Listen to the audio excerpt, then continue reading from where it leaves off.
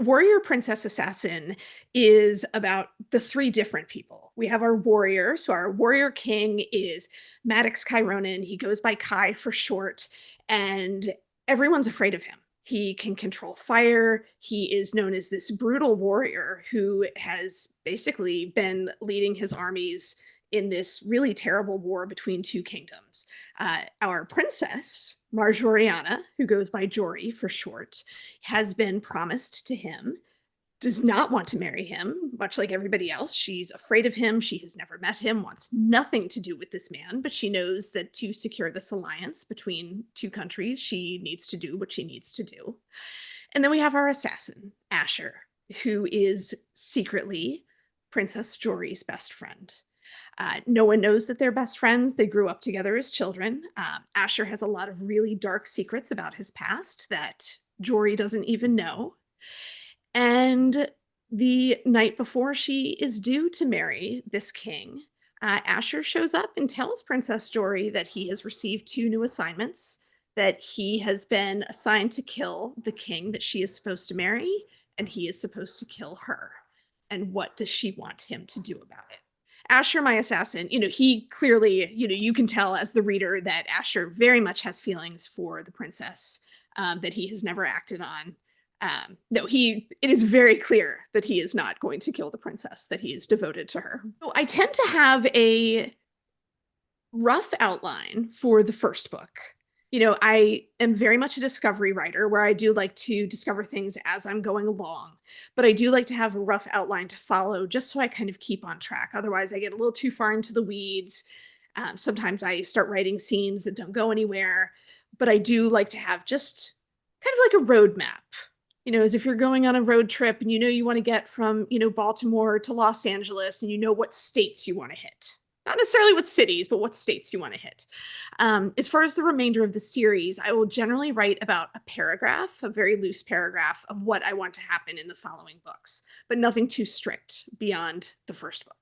Anytime I tackle a fantasy, one of the greatest things about writing fantasy is that you really can look at real world issues and kind of put them in a really accessible format for readers. I think there's a real reason why people have, especially right now in this day and age, have clung to romantasy, to fantasy, to fiction just in general.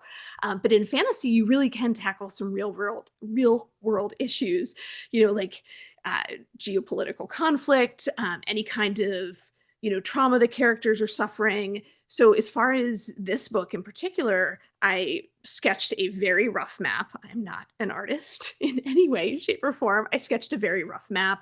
I knew, where my characters were going to be living. I knew, what kind of magic my king was going to be dealing with. I knew that our princess was not going to have magic of her own, though her father did. She was a bit of a disappointment that she never had any of her own.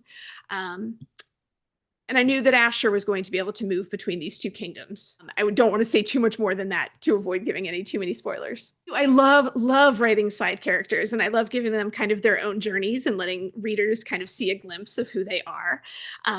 The princess has a lady in waiting named Charlotte. She was a lot of fun to develop. The princess has really not had a lot of people in her life that she can trust. And Charlotte is sent along with her.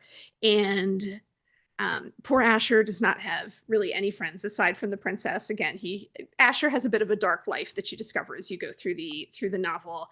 And then the king, being a warrior, leading an army, he has, a cadre of soldiers with him that have come with him to collect the princess. And it was a lot of fun writing his team, writing the soldier banter and, having them kind of tease each other and having the princess get to know them was just a tremendous amount of fun. There are things that traditional fantasy readers expect and want to see, but then there are also things that contemporary readers want to see. Even if you look at fantasy novels now versus fantasy novels from the 80s versus, fantasy novels from like the 70s versus the 60s, the different sensibilities that characters are going to express or kind of face are just going to be different. I am a very, very character-driven writer. I spend a tremendous amount of time thinking about my characters and trying to make sure their motivations, the conflicts that they run into, feel as realistic as possible on the page.